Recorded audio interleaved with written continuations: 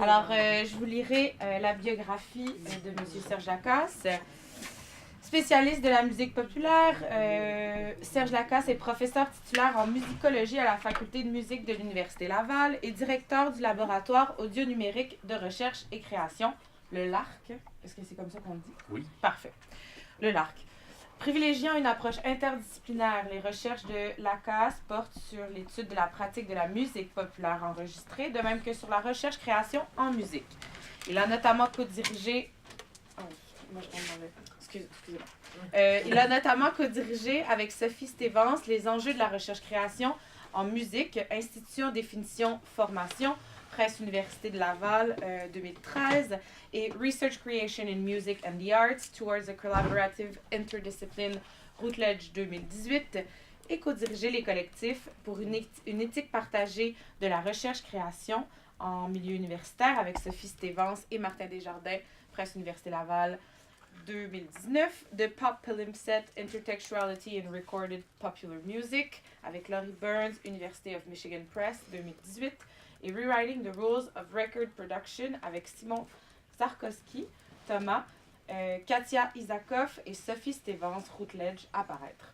Est paru? Non, il est presque. Presque, à paraître. Serge est également l'auteur de nombreux chapitres, articles et communications scientifiques. Il poursuit en outre des activités de création dans le domaine de la réalisation phonographique. Merci. Merci.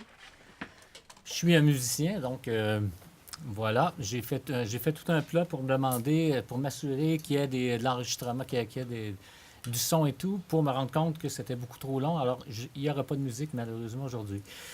Mais c'est pas grave. Je pense que... Est-ce qu'il y en a beaucoup d'entre vous qui connaissent Eminem? Qui connaissent un peu sa musique? Oui, OK. Bon, alors ça ne devrait pas être si mal. Alors, je me lance parce que ça va durer 21 minutes 45 secondes. En novembre 2013, Eminem ressurgit sur la scène musicale avec le lancement de son 8e album, The Marshall Mathers LP 2, dont le titre fait bien sûr référence à son album de 2000, The Marshall Mathers LP. Plusieurs critiques musicaux ont encensé l'album dans lequel, selon le critique Webb Avashi, je cite, Eminem's storytelling abilities are in top form. Fin de citation. C'est surtout la première chanson de l'album, Bad Guy, qui a été louangée pour ses qualités narratives.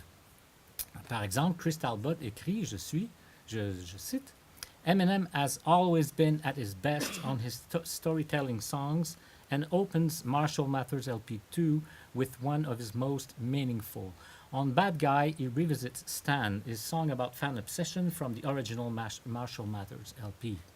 This time around, Eminem's protagonist is Stan's brother, Matthew, who's playing out a revenge plot in which he turns all the rapper's vitriol back to him. Fin de citation. De quelle manière considère-t-on les habiletés narratives d'Eminem sont bonnes? Comment? Pourquoi on dit qu'elles sont bonnes? Puis de quelle manière? Certains mentionnent la prosodie, la qualité de la performance vocale, ce qu'on appelle le flow dans le milieu, ou encore la qualité des arrangements musicaux et sonores. Plusieurs explorent les rapports entre les histoires racontées par ces chansons et la vie réelle du rappeur. Mais au fond, on s'attarde peu sur les manières dont le monde fictionnel d'Eminem est construit, sur les manières dont les histoires que raconte Eminem sont structurées et liées entre elles, et sur les rapports qu'entretiennent ces histoires sur un plan théorique, du moins, avec la réalité. On en dit encore moins sur la contribution de la musique et des effets sonores dans l'échafaudage de ces histoires. Afin de répondre à certaines de ces questions, je propose d'aborder la musique d'Eminem sous l'angle de la théorie de la fiction, en nous concentrant sur la constellation de chansons entourant le titre Bad Guy d'Eminem. Plus spécifiquement, je voudrais d'abord situer Bad Guy au sein d'un réseau transfictionnel de 4 chansons, c'est-à-dire des chansons qui partagent un même univers fictionnel, une diégèse commune. Cet aspect me semble intéressant, d'autant plus que ces 4 chansons sont dispersées dans 3 albums différents lancés entre 1999 et 2013. Ces 4 chansons partagent un ensemble commun de personnages. Eminem, Slim Shady, Kim, Hailey, Matthew et quelques autres. Tous participent d'une manière ou d'une autre à cette même histoire. Un autre élément ajoute à la complexité de cette structure. Le fait que, comme plusieurs d'entre vous le savent peut-être déjà, la plupart des personnages de ce réseau transfictionnel entretiennent des liens plus ou moins explicites avec la vie réelle d'Eminem. ou mieux de Marshall Mathers, comme l'illustre notamment leur structure onomastique. C'est entre autres par cette porte que nous questionnerons, sans doute trop brièvement, les rapports souvent compliqués qu'entretiennent le réel et le fictif. Donc, commençons donc par regarder de plus près les personnages qui évoluent au sein de ce réseau transfictionnel restreint de 4 chansons. En premier lieu, évidemment, on trouve Eminem, le rappeur, présent d'une manière ou d'une autre dans toutes les chansons et dont le nom dérive des initiales du véritable Marshall Mathers, Eminem. Puis, il y a Slim Shady, le tueur invétéré, le côté sombre de Eminem, si vous voulez, et dont le nom semble tout à fait fictionnel. Nommons également l'ex-femme de Slim Shady, Kim, dont le prénom est emprunté à Kimberly Ann Scott, la véritable ex-femme de Marshall Mathers. S'ajoute Hailey, leur petite fille, donc à Slim Shady et à Kim, inspirée de Hailey Jade Scott Mathers, la véritable fille de Kimberly et Marshall. Sont également présents le nouveau mari de Kim et son fils, qui vivent tous deux avec Kim, laquelle a récemment quitté Slim Shady. Alors, 2 autres personnages importants évoluent dans ce réseau transfictionnel. Stan, admirateur fanatique et obsessif d'Eminem Slim Shady, et son petit frère Matthew, les deux étant fort probablement fictifs, bien que le nom complet de Matthew est Matthew Mitchell, dont les initiales donnent encore M&M. OK. Donc, voyons maintenant comment ces personnages interagissent dans ces 4 chansons. Ça va jusqu'ici? C'est bon? OK. Alors, la chanson Kim débute dans la maison de Kim où elle habitait avec son nouveau mari, son beau-fils de 4 ans et sa fille Hailey de 2 ans, avant que Slim Shady n'assassine le nouveau mari et le beau-fils. Slim essaie alors d'endormir Hailey afin qu'elle ne voie pas ce qu'il planifie de faire, c'est-à-dire tuer Kim. En fin de compte, il fait monter Kim et leur enfant dans sa voiture. Après un long trajet et une discussion houleuse, Slim arrête sa voiture et tranche la gorge de Kim. La chanson se clôt sur le son de Slim Shady qui traîne le corps pour le jeter dans le coffre arrière de la voiture. Le récit se poursuit dans la chanson 97 Bonnie and Clyde, laquelle commence avec le même son entendu à la fin de Kim, soit celui du corps traîné jeté dans le coffre.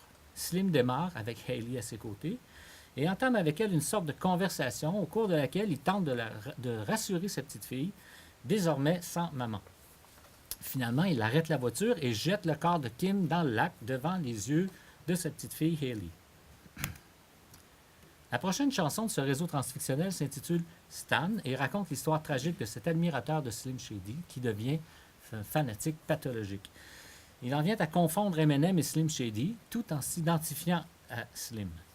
Stan écrit plusieurs lettres à Slim Shady, lettres auxquelles Eminem planifie de répondre, mais trop tard, parce que Slim Shady prend du temps à lui répondre. Stan est convaincu que Shady se fout totalement de lui.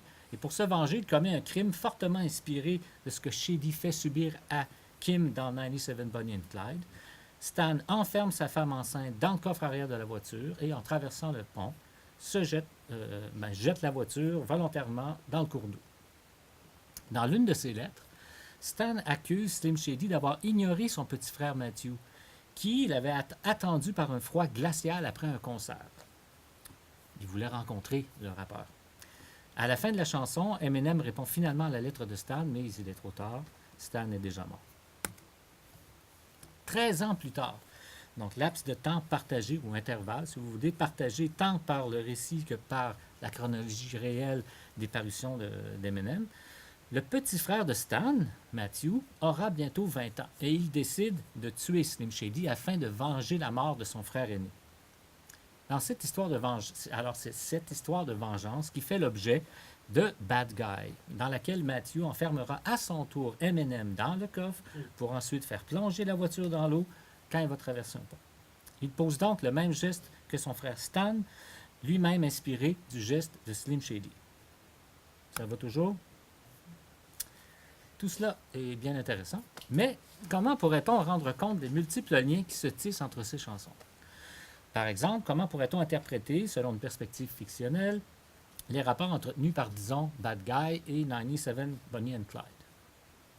Je propose que nous analysions ce réseau de chansons en utilisant le modèle transfictionnel de mon collègue Richard Saint-Gelais, que vous connaissez, et modèle qui vise à rendre compte, et je le cite, du phénomène par lequel au moins 2 textes, du même auteur ou non, se rapportent conjointement à une même fiction, que ce soit par reprise de personnages, prolongement d'une intrigue préalable ou partage d'univers fictionnel.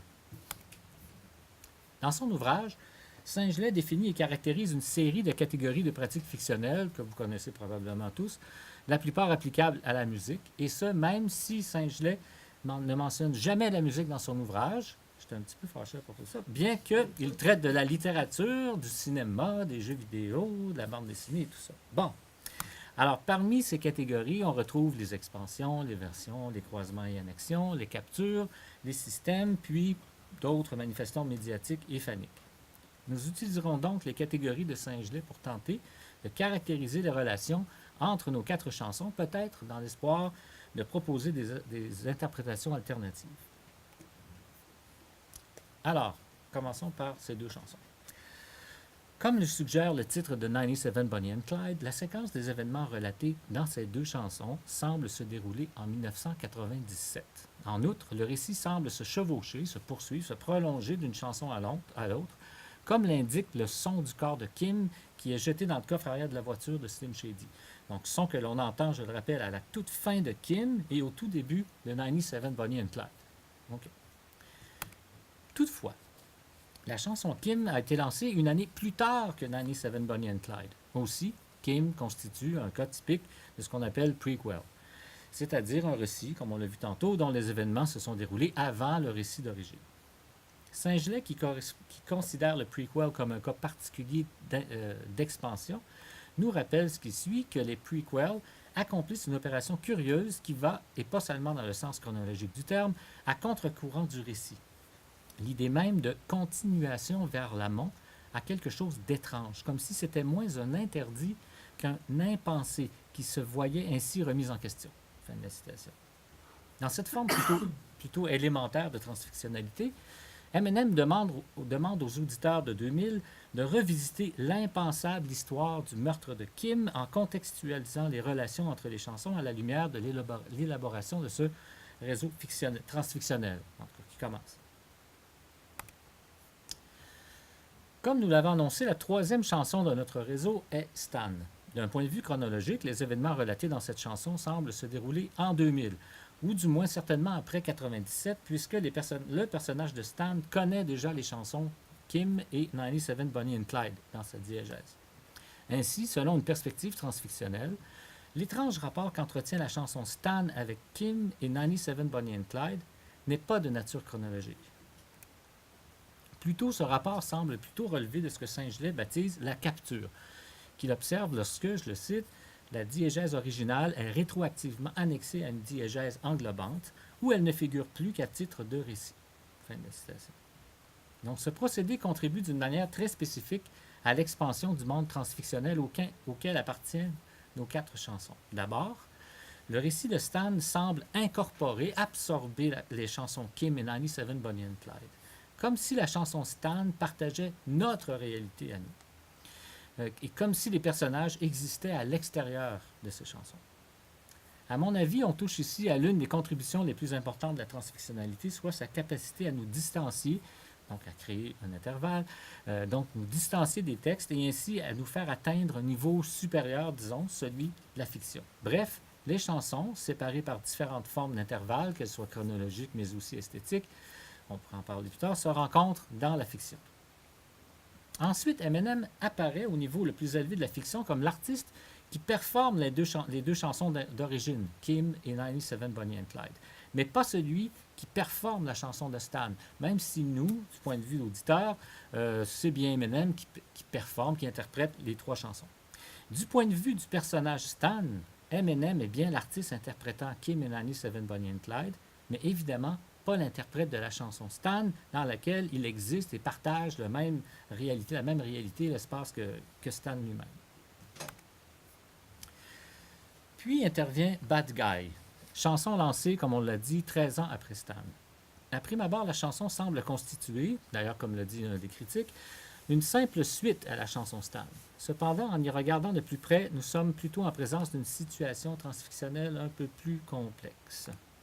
Premièrement, Au début de Bad Guy, Matthew évoque une chanson qui tourne à la radio, il est en voiture, et qui ne cesse de lui rappeler ce qui est arrivé à son frère aîné. Bien sûr, cette chanson, c'est Stan. Ici encore, donc, on se trouve en face d'un autre cas de capture qui étend encore davantage le monde transfictionnel puisque la chanson Stan est capturée et intégrée à la diégèse de Bad Guy.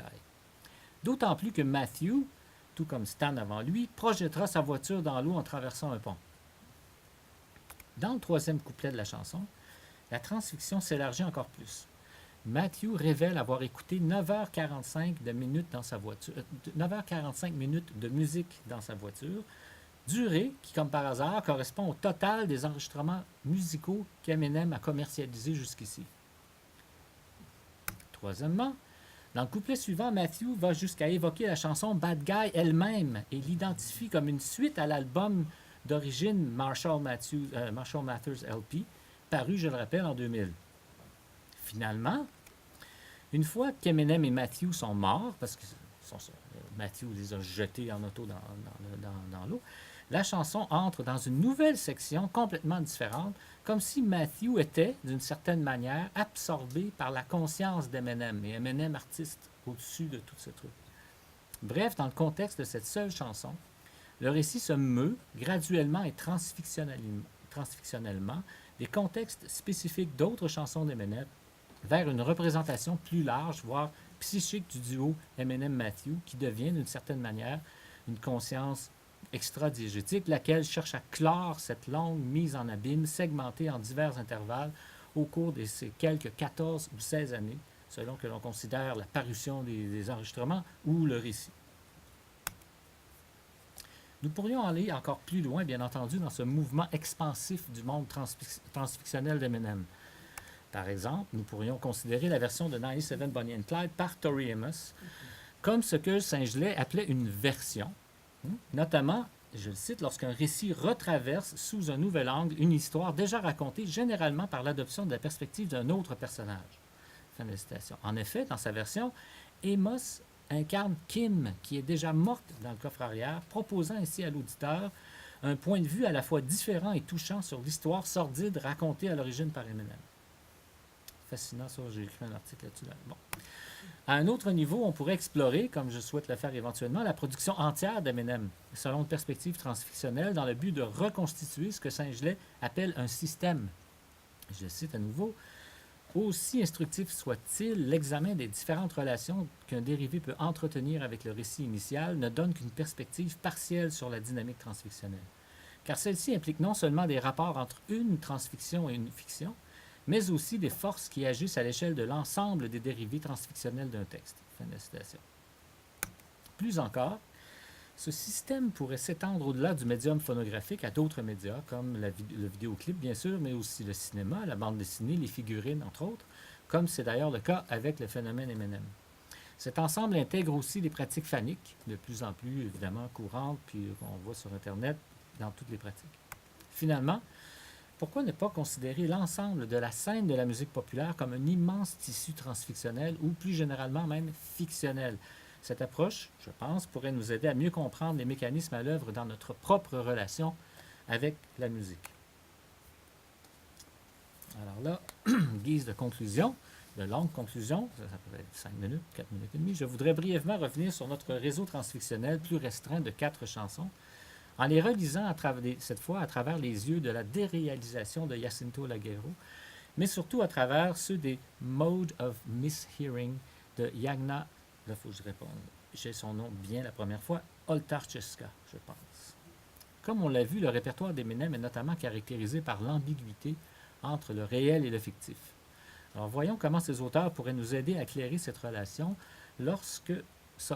laquelle s'observe non seulement sur le plan transfictionnel, mais aussi ce qu'on pourrait appeler le plan transréel. Jacinto Laguerro, dans son ouvrage fascinant intitulé « La déréalisation du monde, réalité et fiction en conflit », explore 2 grandes zones de conflit potentiels opposant la réalité et la fiction. D'un côté, il voit le danger de dissoudre la réalité en la considérant comme fiction. Les médias, comme certains documentaires ou les actualités télévisées, peuvent contribuer à ce processus de fictionnalisation de la réalité au point de la banaliser.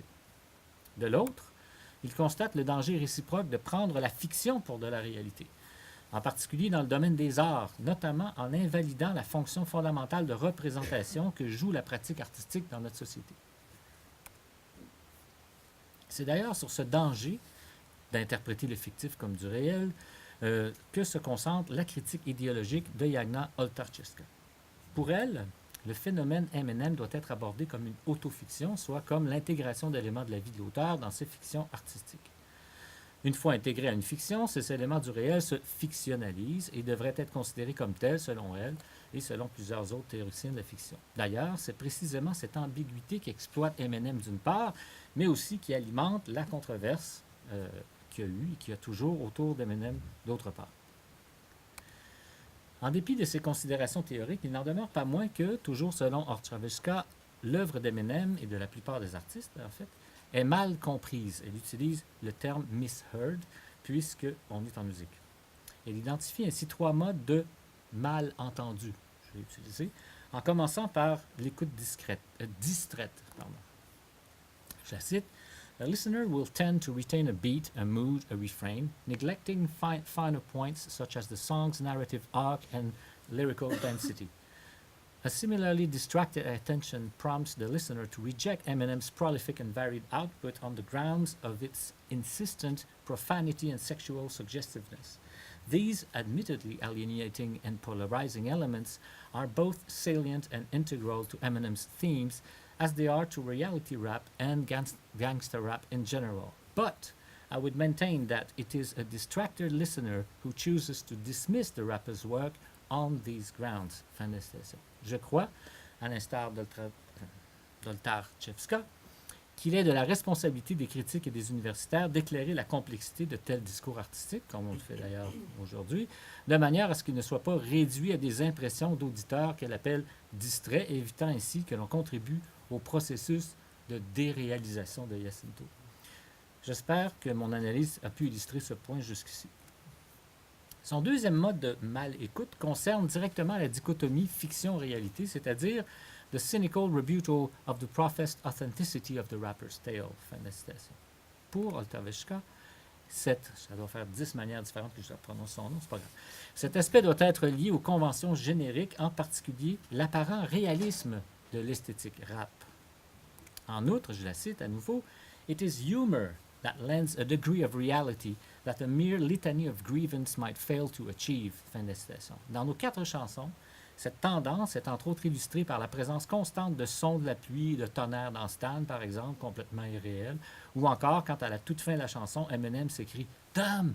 lorsqu'il réalise que la personne dont il parle à la radio, ben, c'est à lui qui est mort parce qu'il s'est jeté en bas du pont. C'est à lui qui est en train d'écrire. Donc, c'est des blagues comme ça qu'il y a partout dans tout pas juste avec Eminem, dans plusieurs autres chansons de rap. En d'autres mots, cet humour joue aussi un rôle dans l'intervalle que l'on devrait percevoir entre réalité et fiction dans ce genre d'œuvre.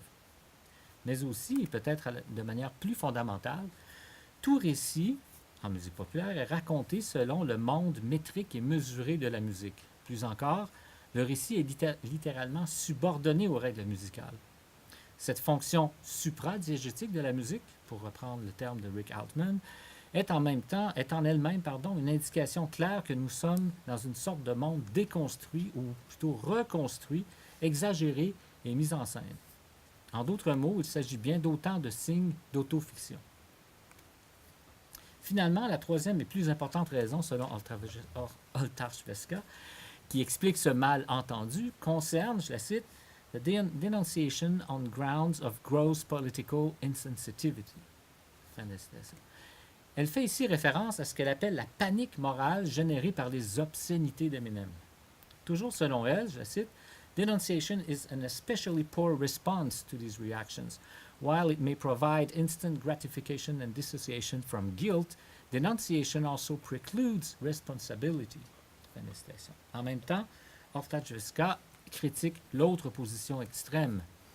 Je la cite, « Outright rejection as its obverse unconditional worship are historicized responses which remain mired in what Lacan refers to as the imaginary realm of the specular.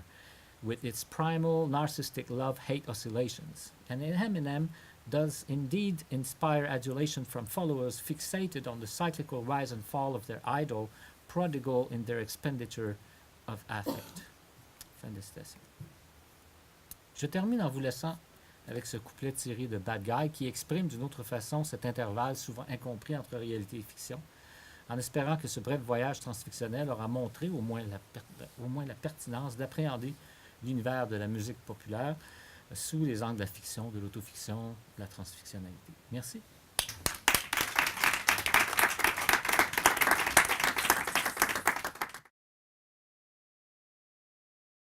Si je peux me permettre juste une petite...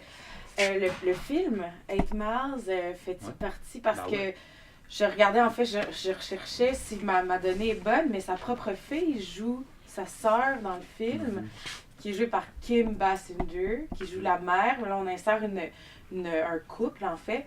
Puis, puis tout le rapport au rap battle aussi. Oh, mais c'est tout lié, mais en tout cas, je pense que souvent l'auditeur ou le spectateur va tisser lui-même des liens, mais effectivement, il y a plein de liens de montée là-dedans. C'est ça. D'autres, il y a un autre film dans lequel il est paru rapidement au début, presque un caméo, là, je ne me souviens plus c'est quoi le film, une comédie, là, en tout cas, bref, qui raconte aux comédiens, pas aux comédiens, mais à l'animateur qu'en fait, il est gay. Puis évidemment, l'animateur est complètement incrédule, puis il dit ben oui, puis c'est ce que ça fait, tu sais. Fait qu'il joue toujours avec des contrastes comme ça, où il les utilise, comme dans ce film-là, dans 8 Miles, comme une espèce de source documentée ou romancée de ses origines. Oui. Mais il fait ça aussi en bande dessinée, là, dessin animé. Qui a vu les dessins animés de toute l'histoire de Marshall Mathers? C'est incroyable parce qu'il y a les 4 personnages qui existent dans Marshall Mathers, Eminem et Slim Shady, puis d'autres, mais qui sont tous en même temps, on les voit dans les dessins animés, puis c'est toutes des facettes en fait d'Eminem, donc il est constamment là-dedans, dans cette construction-là. Puis dans le Real Slim Shady, il multiplie en fait sa personne dans le clip, je pense, avec plusieurs personnes qui lui ressemblent. Puis, Oui, mais ça c'est The Real Slim, mais justement son album d'ailleurs de Marshall Mathers LP, de Slim Shady LP, tu sais, puis bon. C'est ça, sa construction, en fait, en général. Puis les fans comprennent très bien toutes ces je dirais, ces subtilités narratives, mais les spectateurs moyens ne les comprennent pas, puis ils prennent ça plus au premier degré. C'est simple, en fait, dans le fond. Parfait. Merci. Oui. Une réflexion après une question, mais les deux sont articulés. D'abord, dans le fond, ce jeu sur la confusion entre réalité et disons, fiction, entre le personnage réel et la fiction, elle s'inscrit dans une spécificité de certains domaines de la culture médiatique qui sont les domaines dans lesquels il y a un processus d'incarnation qui invite à la confusion entre l'acteur et le rôle. Le premier cinéma comique muet, le western dans les années 50, et dans toute l'histoire, la chanson. Oui. La chanson, la chanson au XXe siècle, en tout cas, est une chanson dans laquelle un très grand nombre d'acteurs se confondent avec leurs personnages, aussi bien dans le hip-hop, bien sûr, mais aussi dans le heavy metal, dans la chanson populaire, etc. Or, il me semble qu'une explication pour la chanson, outre la culture de célébrité, c'est précisément pas la question de la relation à la fiction, mais la question de la relation à une autre chose qui est vraiment fondamentale, c'est la question du lyrisme. Dans le fond, la chanson du XXe siècle succède à la poésie, elle succède beaucoup plus à la poésie du XIXe siècle que la poésie du XXe siècle succède à la poésie du XIXe siècle. C'est-à-dire avec un poète qui incarne ses poésies, Victor Hugo, Musset, et en même temps qui raconte des histoires avec un effet de confusion, et d'ailleurs c'est pour ça que les poètes étaient des célébrités au XIXe siècle. Et avec la question du lyrisme, on voit bien comment le jeu entre fiction et réalité se joue pas de la même façon, parce que le lyrisme, c'est une émotion véritable qui est mise en récit, à travers un récit qui peut être fictionnel, tous les poèmes de Victor Hugo sont fictionnels, mais qui expriment quand même authentiquement l'émotion du poète. Et dans la chanson, la musique, etc., et du côté du lyrisme, et réinvestit dans le réel la fictionnalité de l'histoire racontée. Ouais.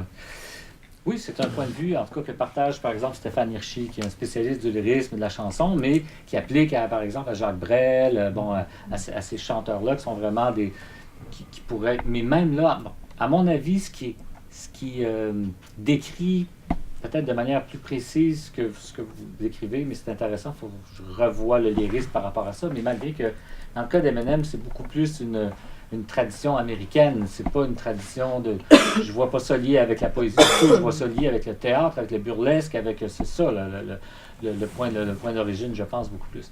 Mais Simon Frith, un sociologue de la musique populaire, mais de la culture en général, lui a pensé à une tripartition qui s'applique en fait à tous les arts médiatiques et qui est celle de personne, personnage, persona.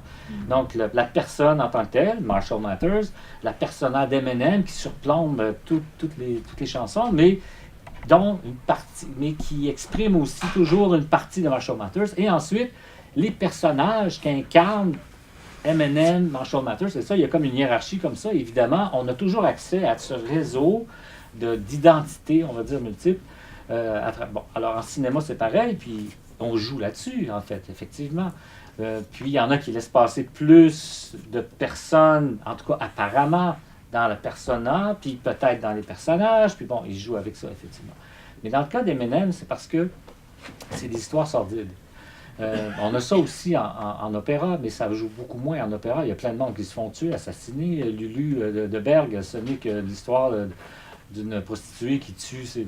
Bon, puis on n'en fait jamais un plat. Mais lui, parce qu'il fait chanter sa petite fille il fait parler sa petite fille de 3 ans dans la chanson, dans laquelle Kim, qui est en fait sa vraie ex-femme, qui se meurt dans le cas. En tout cas, bref, c'est là-dessus qu'il joue beaucoup, mais c'est un trope qui existe depuis toujours, comme vous dites, mais je vais aller explorer du côté du lyrisme pour voir s'il n'y aurait pas quelque chose à faire avec ça aussi. Mais c'est beaucoup plus l'idée de construire un monde fictionnel, puis de voir qu'en fait, que toute la mésentente ou la mécompréhension ou le mal entendu dont parle, je ne dirais pas son nom, dont elle parle, s'applique pour moi dans toute la musique populaire et probablement dans toutes les pratiques artistiques.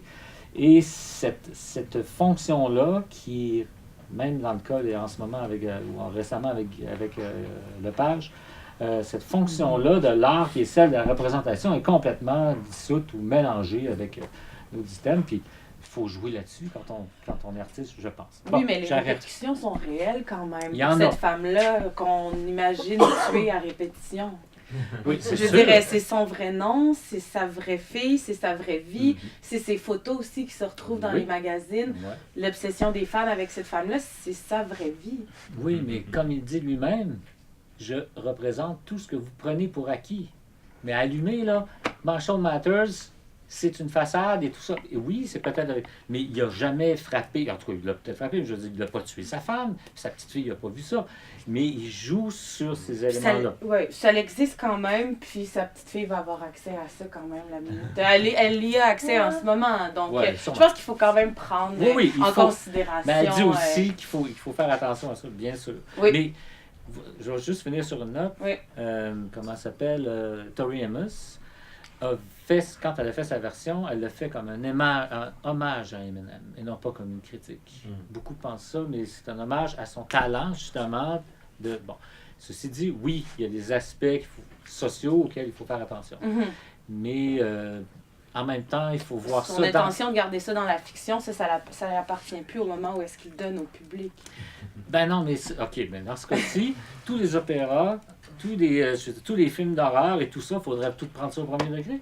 Mais les films d'horreur ne mettent pas en scène. Moi, je ne mets pas en scène que je vous blesse, vous, M. Lacasse, musicologue. Non, mais je suis certain qu'on pourrait en trouver plusieurs qui le font. Oui. Je pense que le public comprend ça.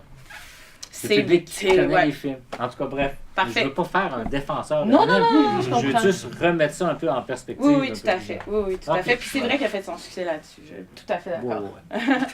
Oui, est-ce qu'il y a d'autres questions ou d'autres commentaires?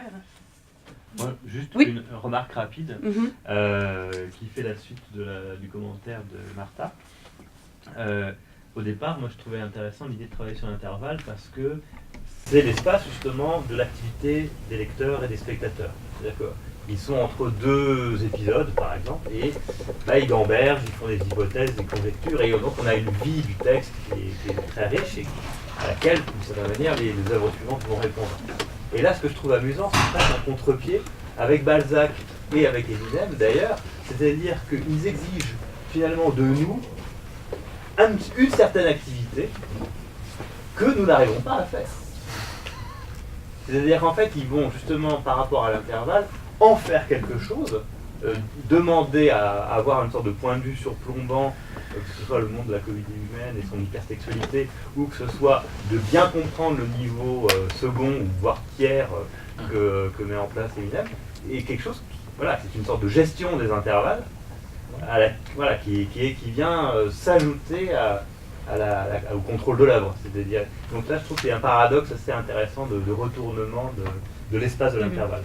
C'était juste une remarque comme ça. Non, c'est intéressant, parce que c'est un intervalle aussi, comme je disais tantôt, qui joue aussi sur l'esthétique. On est dans le rap, il y a plein de règles, il les suit parfaitement, il en crée. Mais, donc c'est ça, il y a des chansons qui vont utiliser certains éléments esthétiques qui vont donner un signe de quelque chose qui va ramener à d'autres rapports et tout. C'est très complexe en fait, ça, le monde-là du rap, comme le monde du métal, comme le monde du... Ça demande une sorte d'hyper-compétence. Oui, mais c'est dans tous les genres et dans toutes les pratiques. Ma mère regarde des oiseaux, c'est des oiseaux bleus ou jaunes. Mais elle a appris après un temps qu'elle était capable maintenant de distinguer la paruline d'une sorte ou d'une autre. Donc, tout est une question de fréquentation. Puis les femmes sont excellents là-dedans. C'est des maniaques infinis. Puis c'est super. On a plein d'informations d'ailleurs. Donc, Parfait. Est-ce qu'il y a d'autres questions, d'autres commentaires pour M. Lacoste? Donc, ça termine notre première journée. Merci.